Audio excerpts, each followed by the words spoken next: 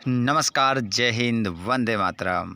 बहुत सारे विद्यार्थियों के कमेंट आ रहे थे कि सर हमारी अर्धवार्षिक परीक्षा जल्दी ही स्टार्ट होने वाली है और पहला पेपर हमारा विज्ञान का रहेगा 3 नवंबर को।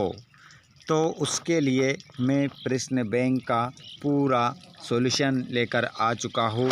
तो आप सभी कक्षा 10वीं के विद्यार्थी विज्ञान विषय में 75 नंबर प्राप्त करने वाले विद्यार्थी आ जाइए।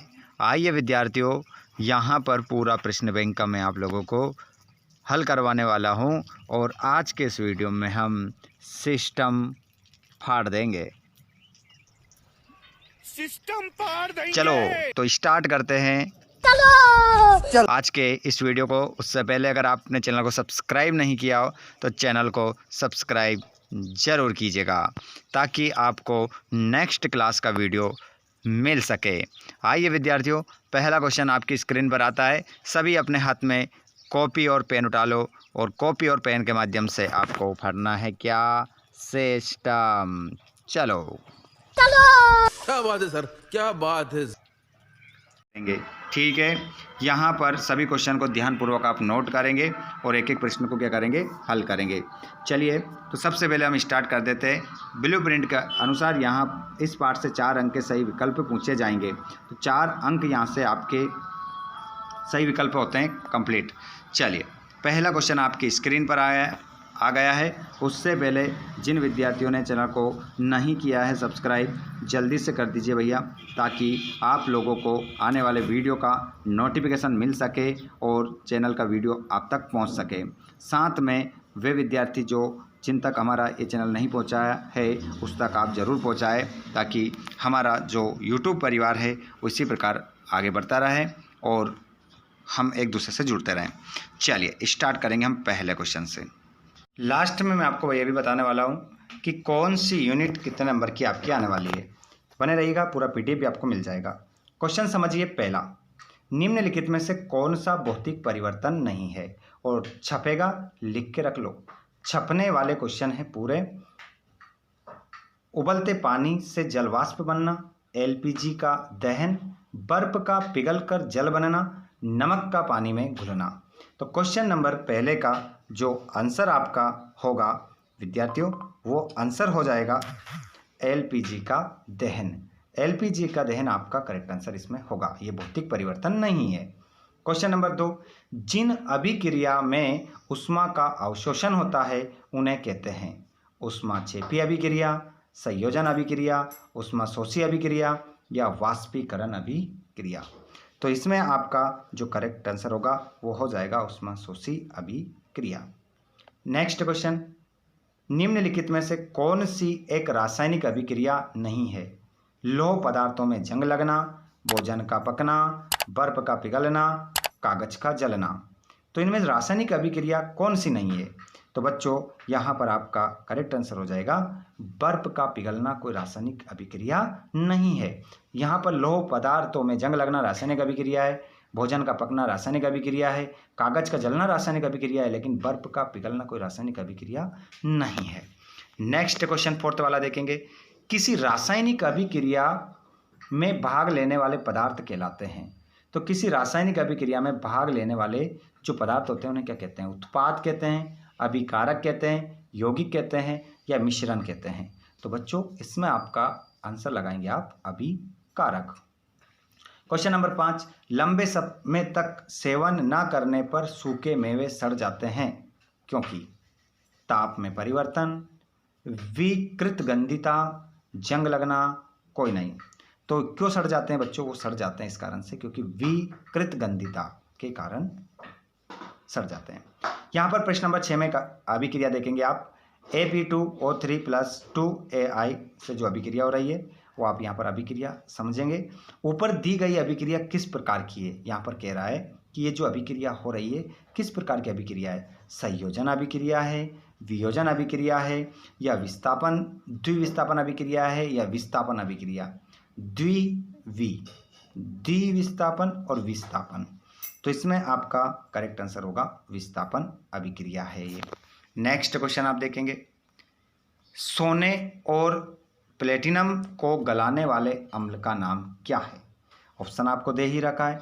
ऐसा कौन सा अम्ल है जो सोने को और प्लेटिनम को भी क्या करता है? गला देता है। एक्वाजेरिया, सांद्र नाइट्रिक अम्ल, सांद्र हाइड्रोक्लोरिक अम्ल, इनमें से कोई नहीं। तो प्यारे बच्चों, इसमें आपका करेक्ट आंसर हो जाएगा जो एक्वाजेरिया है। ये इन दोनों को क्या करता है? धातु को गला देता है। निम्न में से कौन सा एक रासायनिक परिवर्तन की विशेषता नहीं है? रंग में परिवर्तन, तापक्रम में परिवर्तन, गैस का उत्सर्जन, आकार में परिवर्तन। तो यहाँ पर देखिएगा, रंग में परिवर्तन रासायनिक परिवर्तन है, गैस का उत्सर्जन है, ताप में परिवर्तन ये भी हो जाएगा, लेकिन आकार में परिवर्तन इससे कोई संबंधित नहीं है। कैल्शियम ऑक्साइड की जल के साथ अभिक्रिया किस प्रकार की होती है?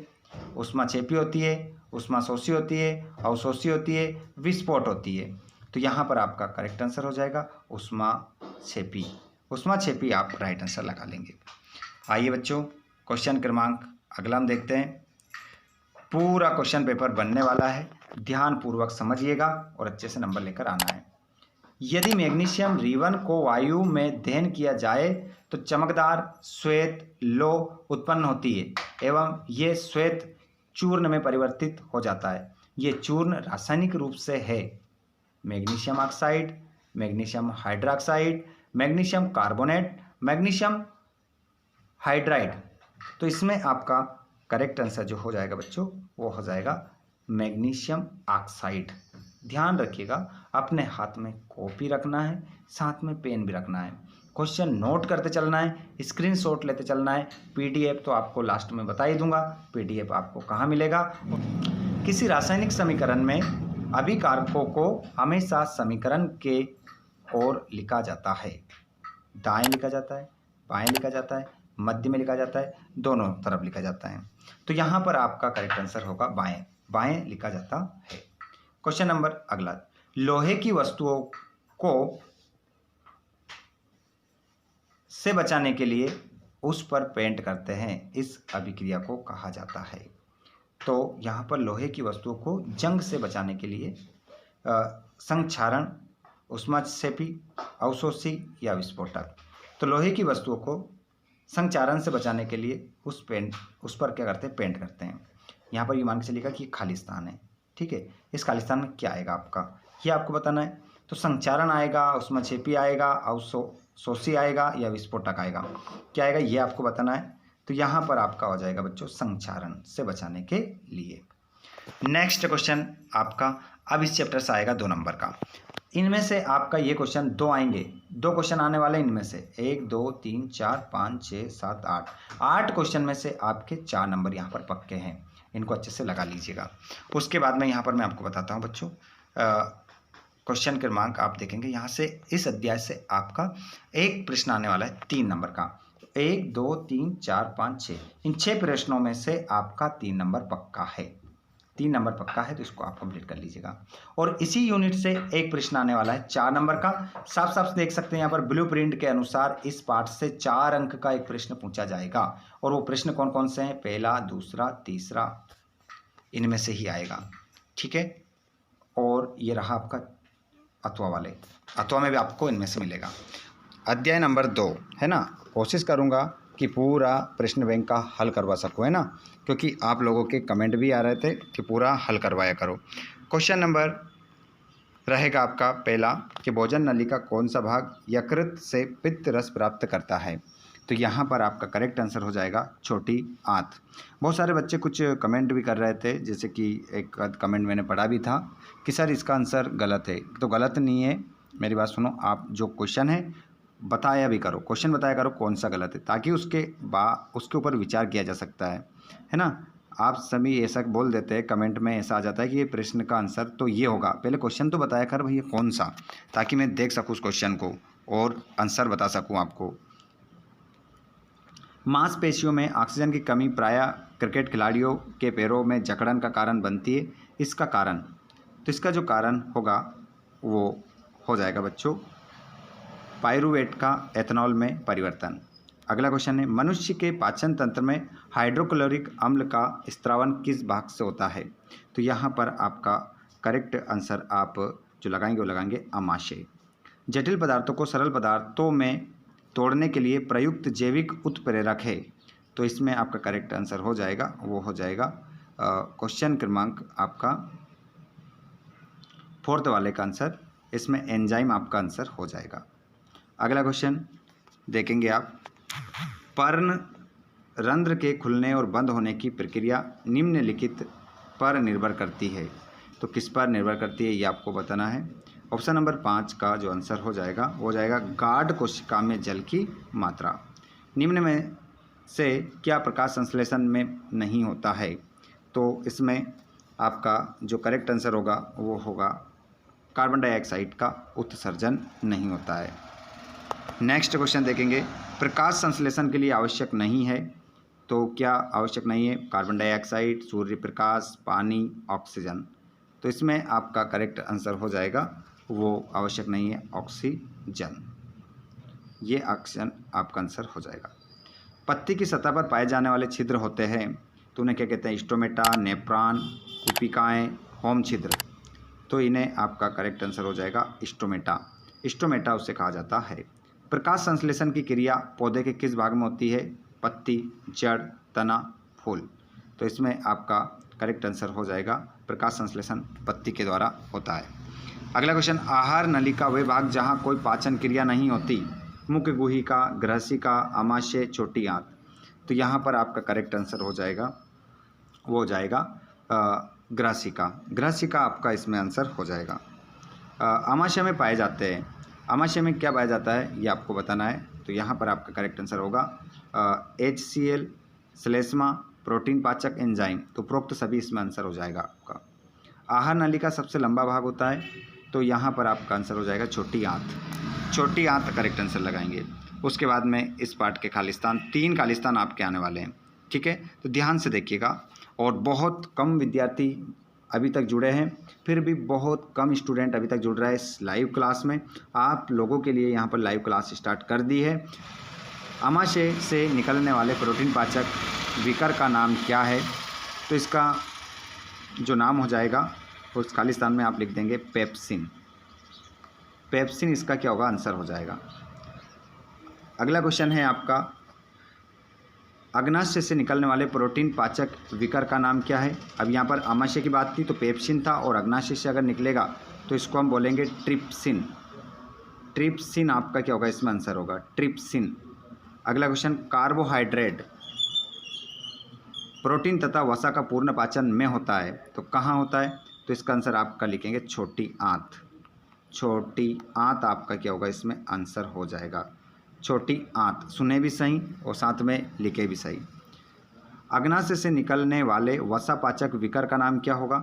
तो इसमें आपका करेक्ट आंसर होगा, इसको बोलेंगे लाइपेन। लाइपेन इसमें क्या होगा? आपका आंसर हो जाएगा। नेक्स्ट क्वेश्चन है आपका, श्वसन प्रक्रिया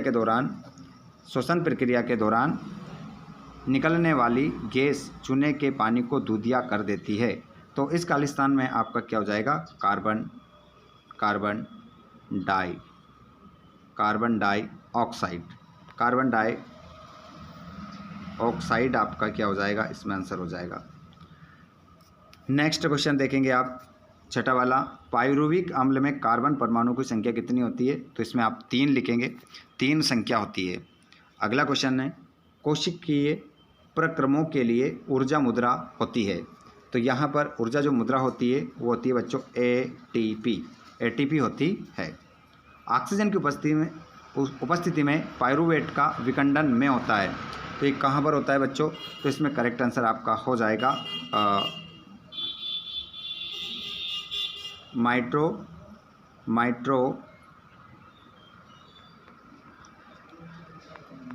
माइट्रोकॉन्ड्रिया आपका क्या हो जाएगा? इसमें आंसर हो जाएगा। अगला क्वेश्चन है आपका, वो है जिसमें देखेंगे आप 9वां क्वेश्चन देखिए आप, ग्लूकोज का ऑक्सीजन की उपस्थिति में विखंडन कहलाता है। तो ग्लूकोज का ऑक्सीजन की उपस्थिति में जो विखंडन होता है उसे कहते हैं, तो उसे बोलते हैं बच्चों वायवीय श्वसन। वायवीय श्वसन, ये वाय। उसके बाद में पाइरूवेट का ऑक्सीजन में अनुपस्थिति में विघटन होने पर अंतिम जो उत्पाद और जल होता है, तो अंतिम जो उत्पाद होता है वो आपका आंसर हो जाएगा एथेनॉल। एथेनॉल आपका क्या होगा, इसमें आंसर हो जाएगा। आगे बढ़ते हैं। प्रकाश संश्लेषण में गैस मुक्त होती है, तो यहाँ पर कौन सी गैस मुक्त होती है, ऑक्सीजन। ऑक्सीजन क्या होती है, मुक्त होती है। अगला क्वेश्चन, पादपों में भोजन का संवहन उत्तक द्वारा होता है, तो यहाँ पर आपका करेक्ट आंसर हो जाएगा फ्लोएम द्वारा। इसमें क्या लिखेंगे आप, फ्लोएम आपका आंसर हो जाएगा। जलीय जीव श्वसन के लिए ऑक्सीजन का उपयोग करते हैं, तो यहाँ पर आपका जो करेक्ट आंसर हो जाएगा जल में घुली हुई, क्या लिखेंगे, जल में घुली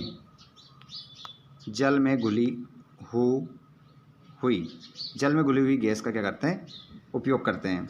मनुष्य के शरीर में गैसों के विनिमय हेतु सतह उपलब्ध कराते हैं, तो यहाँ पर आपका जो करेक्ट आंसर हो जाएगा वो होते हैं फेफड़े।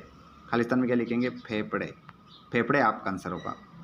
मानव शरीर में ऑक्सीजन परिवहन के लिए उत्तरदायी होता है, तो यहाँ पर जो उत्तरदायी होता है वो कौन होता है बच्चों, हीमोग्लोबिन। क्या लिखेंगे आप,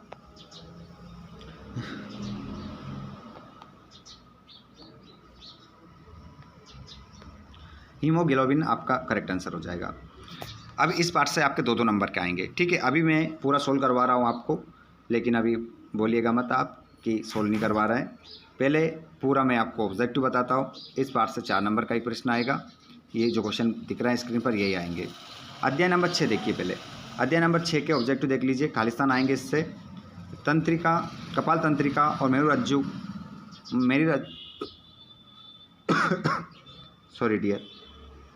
कपाल तंत्रिकाओं और मेरु तंत्रिकाओं से मिलकर तंत्रिका तंत्र का निर्माण होता है, तो खालिस्तान में आपका होगा परिधि तंत्रिका। क्या लिख देंगे इसमें, परिधि आपका इसमें आंसर हो जाएगा। तंत्रिका तंत्र की प्रमुख इकाई होता है, कौन होता है, तो इसमें आपका आंसर न्यूरॉन हो जाएगा। न्यूरॉन आपका इसमें आंसर हो जाएगा। मनुष्य में प्रतिवर्ती क्रिया का केंद्र होता है, तो इसमें मेरुरज्जु आपका आंसर हो जाएगा।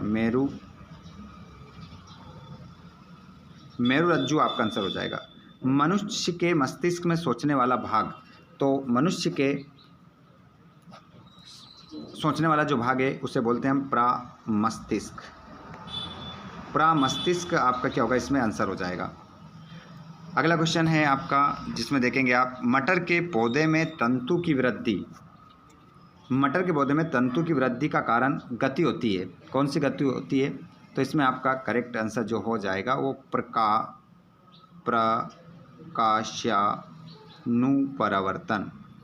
प्रकाशानुपरावर्तन होता है। ये खालिस्तान में आपको लिखना है। वृद्धि हार्मोन की कमी के कारण होता है, तो वृद्धि हार्मोन की कमी के कारण जो होता है वो होता है बच्चों बौनापन। क्या होता है, बौनापन, है ना, जो छोटे रह जाते हैं ना उनको ऐसा काम होता है। पराग नलिका की अंडाणु की ओर वृद्धि के कारण होती है, तो ये होती है बच्चों रसायनुवर्तन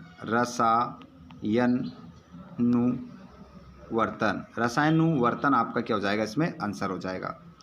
अगला क्वेश्चन है, टेस्टोस्टेरोन हार्मोन का स्त्राव मुख्यतः से होता है, तो ये वर्षण से होता है बच्चों। इसमें आप लिखेंगे वर्षण आपका इसमें आंसर हो जाएगा। चलिए आगे देखिएगा, अगले हैं आपके खालिस्तान,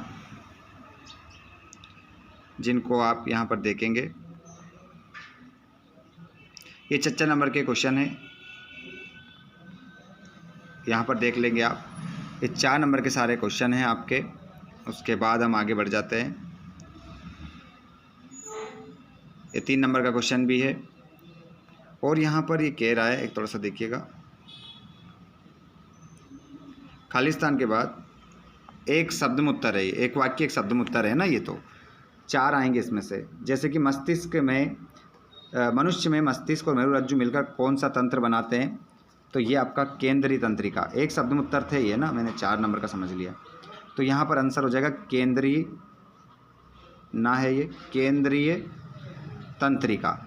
तंत्रिका। सुनने, देखने और सूंघने के लिए मस्तिष्क के किस भाग का प्रयोग किया जाता, तो इसमें आपका आंसर हो जाएगा अग्र मस्तिष्क लिख दो। प्रतिवर्ती चाप में सूचनाओं का ग्रहण करने वाली तंत्रिका क्या कहलाती है? तो संवेदी तंत्रिका। बस संवेदी लिखना है आपको, संवेदी तंत्रिका आपको पीछे जोड़ देना है। अगला क्वेश्चन, मनुष्य में वमन तथा रक्तदाब का केंद्र मस्तिष्क के किस भाग में होता है? तो इसमें आपका जो करेक्ट आंसर हो जाएगा वो पश्च मस्तिष्क हो जाएगा। पश्च मस्तिष्क आपका में इसमें राइट आंसर होगा। आगे, अग्नाशय से किस हार्मोन का स्त्रावन होता है? तो यहाँ पर आपका आंसर हो जाएगा इंसुलिन। इंसुलिन और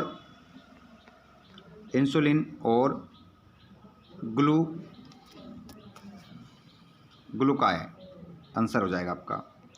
उसके बाद में नेक्स्ट क्वेश्चन देखेंगे आपका है जिसमें प्रतिवर्ती चाप में सूचनाओं को ग्रहण करने वाली तंत्रिका क्या कहलाती है? तो ये तो हो गया ना, ये तो हो गया, ठीक है। तो यहाँ पर मनुष्य में ये भी हो गया, ये भी हो गया, ये क्वेश्चन बचा है, ठीक है। ऊपर करते हैं इसको। मनुष्य में आयोडीन की कमी से होने वाला रोग, तो आपका आंसर हो जाएगा घेंगा रोग आपका इसमें आंसर हो जाएगा। अगला क्वेश्चन है आपका, किस हार्मोन की कमी से मधुमेह रोग होता है? तो यहाँ पर आपका आंसर इंसुलिन आंसर हो जाएगा। इंसुलिन पहले का आंसर हो जाएगा। दूसरा, मस्तिष्क का कौन सा भाग हमारे शरीर के संतुलन को नियंत्रित करता है? तो अनुमस्तिष्क, इसका आंसर हो जाएगा अनुमस्तिष्क आपका इसमें आंसर होगा।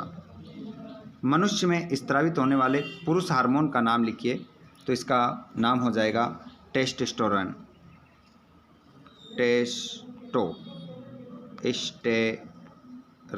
टेस्टोस्टेरोन आपका आंसर हो जाएगा। मास्टर ग्रंथि के नाम से किस अंतःस्रावी ग्रंथि को जाना जाता है? तो इसका आंसर पीयूष ग्रंथि आपका आंसर होगा। लार आना, उल्टी आना, रक्तचाप आदि अनैच्छिक क्रियाएं मस्तिष्क के किस भाग द्वारा नियंत्रित होती है? तो ये आपका करेक्ट आंसर होगा पश्च मस्तिष्क। आप क्या लिख दोगे इसमें? आंसर लिख दोगे अपना पश्च मस्तिष्क। और अगला क्वेश्चन है, न्यूरॉन किसे कहते हैं? इस प्रश्न का जवाब मैं देखना चाहता हूँ कितने विद्यार्थी देते हैं। इस प्रश्न का जवाब आप सभी मुझे देंगे कि न्यूरॉन किसे कहते हैं। उसके बाद में इस चैप्टर से 2 नंबर के 3 क्वेश्चन आएंगे आपके, और उसके बाद में 3 नंबर का 1 आएगा। उसके बाद में यहाँ पर इस चित्र को ध्यान से देखिएगा, ये आपको बनाने के लिए आ सकता है। उसके बाद में आ जाता है आपका अध्याय नंबर 9, ठीक है। और ये अध्याय आपका लास्ट ही, इसके अलावा एक और रहेगा ना, ये पर्यावरण वाला, तो ये इसके अलावा एक और रहेगा। तो 9वें अध्याय को हम यहाँ पर देख लेते हैं विद्यार्थियों। कंप्लीट करना है, किसी प्रकार की गलती नहीं करना है, पूरा हम देखेंगे, ठीक है। अध्याय नंबर कौन सा है आपका? ये 9वां वाला। 9वें वाले को करेंगे हम कंप्लीट, उसके बाद में अगला भी देखेंगे। इससे खालिस्तान आएंगे आपके, तो देख लीजिए खालिस्तान। गोली दर्पण की फोकस दूरी उसकी वक्रता त्रिज्या की होती है आदि। तो पहले वाले में क्या लिख दोगे? आदि। पहले वाले खालिस्तान आदि आ जाएगा। दूसरा, जब कोई प्रकाश किरण सघन से विरल माध्यम में प्रवेश करती है तो यह से दूर हट जाती है, तो अभिलंब। पहले दूसरे वाले में क्या आ जाएगा? अभिलंब आपका इसमें आंसर हो जाएगा। तीसरा, दर्पण में प्रतिबिंब वस्तु से छोटा परंतु उल्टा बनता है, तो यहाँ पर अवतल दर्पण की बात हो रही है। अवतल आप खालिस्तान में लिख दोगे, अवतल। चौथा, वाहनों के पीछे के दृश्य को देखने के लिए दर्पण का आवर्धन 1 से कम होता है, इसमें लिख दोगे कम। खालिस्तान में लिखेंगे आप उत्तल लेंस सदैव छोटा, आभासी तथा सीधा प्रतिबिंब बनाता है। 5वां आपका यहाँ पर कंप्लीट हो जाता है। अगला क्वेश्चन, प्रकाश का किसी सतह से टकराकर उसी माध्यम में लौटना परावर्तन कहलाता है बच्चों। परावर्तन यहाँ पर लिख देता हूँ, परावर्तन कहलाता है। अगला देखिएगा, अगला क्वेश्चन है आपका,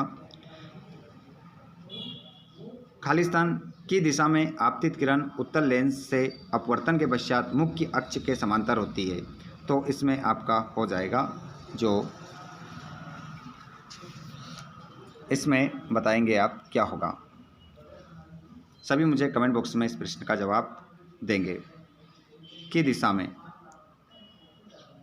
बताइए क्या होगा, कौन सी दिशा में।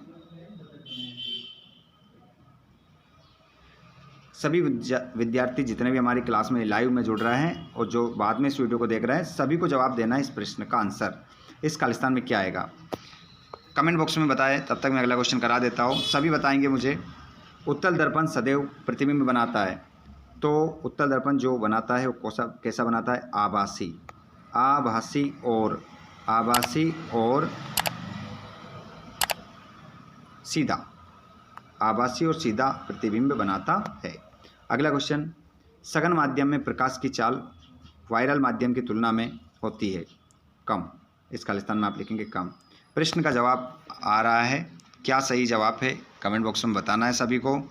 यहाँ पर सत्याफत्य देखेंगे आप, सत्याफत्य पेपर में आ रहे हैं आपके। गोली दर्पण के परावर्तक पृष्ठ के केंद्र को दर्पण का वक्रता केंद्र कहते हैं, तो इसका आंसर आपका असत्य हो जाएगा। वाहनों के पश्च दृश्य उत्तल दर्पण से बने होते हैं, सत्य।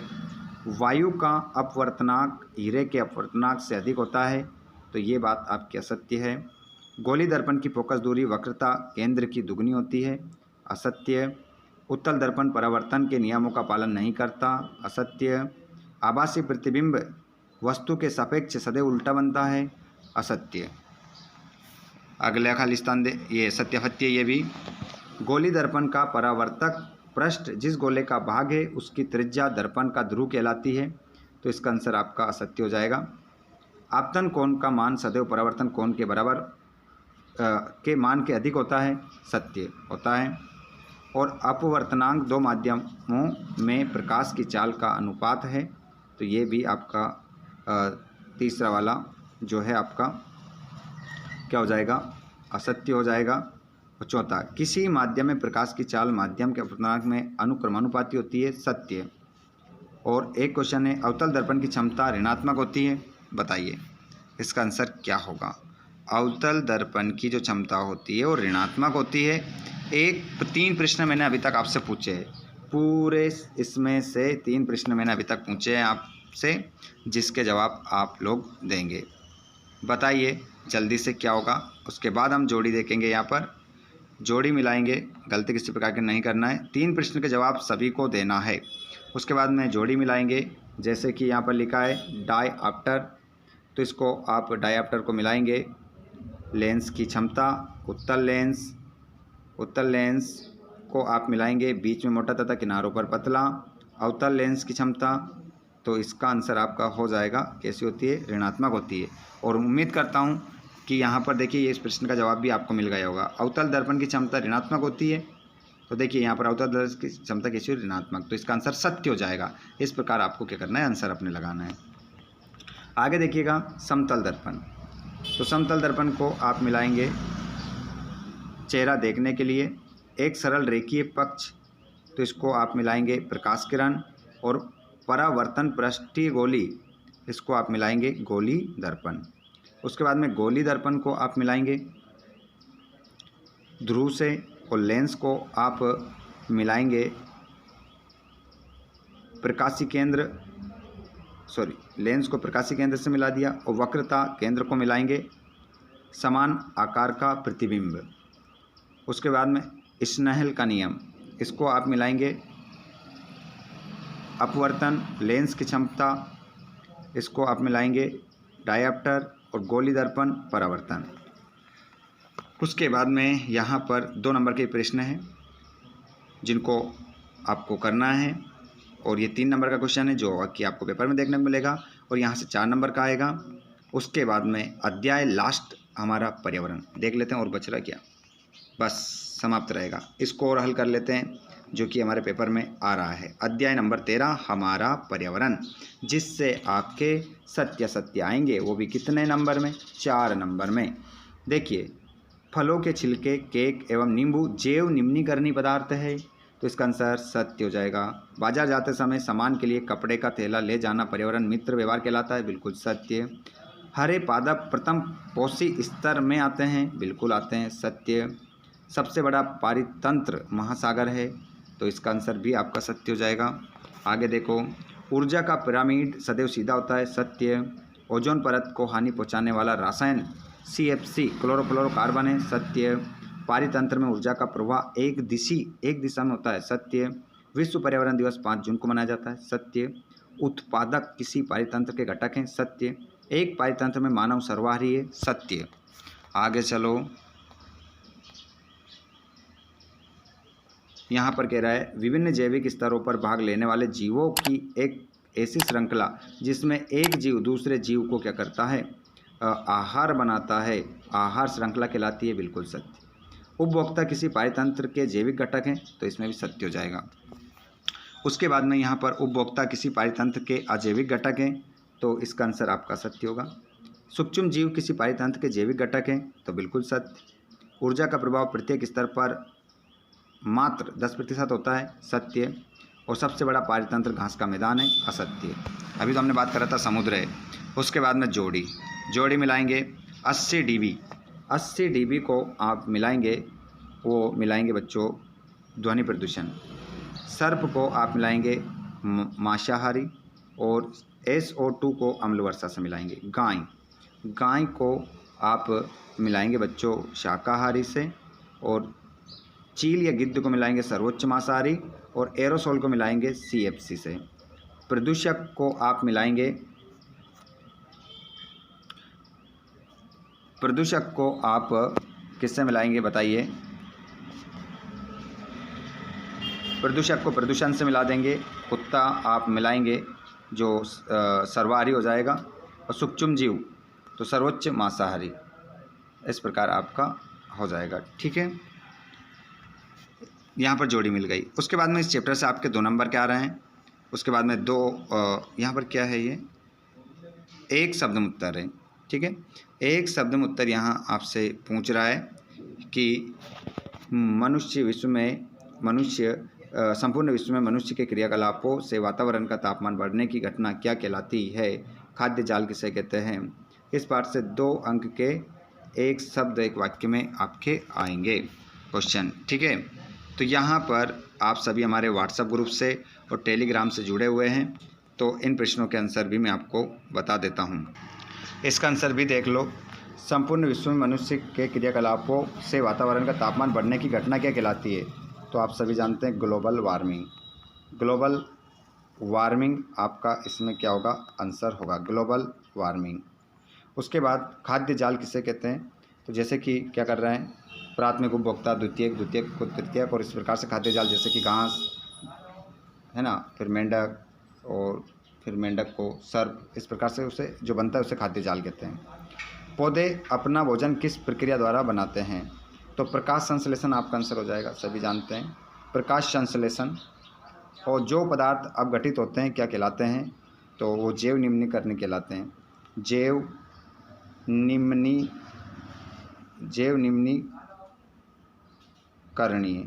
निम्नीकरणीय आपका आंसर इसमें होगा। जो पदार्थ सूक्ष्म जीवों द्वारा अपघटित नहीं होते हैं क्या कहलाते हैं। तो अजैव निम्नीकरणीय आपका आंसर हो जाएगा। अपशिष्ट किसे कहते हैं। तो ये आंसर तो आप थोड़ा सा लिख लेना, बड़ा है। पोषण के आधार पर उपभोक्ताओं को कितने भागों में बांटा गया है। तो तीन भागों में बांटा गया है।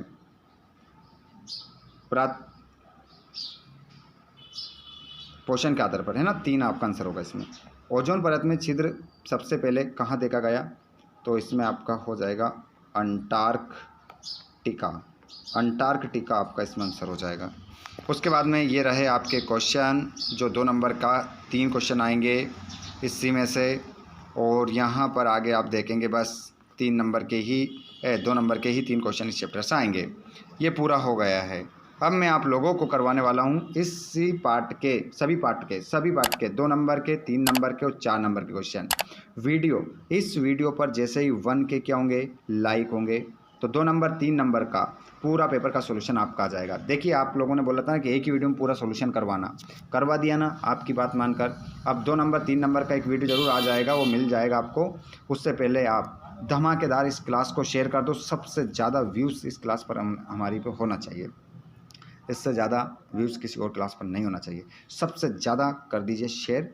और आपने नहीं किया है चैनल को सब्सक्राइब, तो उसको सब्सक्राइब भी कीजिएगा और घंटे के बटन को ऑल पर कर लीजिएगा, जिससे आने वाले वीडियो का नोटिफिकेशन आपको मिल जाएगा। आ रहा है सॉल्यूशन, जल्दी ही आपको मिल जाएगा। जल्दी जैसे मैं देखूंगा कि 1 के इस पर लाइक हो गए, लाइक की बात हो रही है ना, तुरंत आपको मैं सेंड कर दूंगा। आप हमारे व्हाट्सएप ग्रुप से ज़रूर जुड़िए। साथ में अगर आपको किसी भी प्रकार का कोई क्वेश्चन करना हो तो आप हमें इंस्टाग्राम पर क्या करें, फॉलो करें, ठीक है। वहाँ पर मैसेज करें, आपके प्रश्न का जवाब आपको दे दिया जाएगा। धन्यवाद। Thanks for watching. जय हिंद।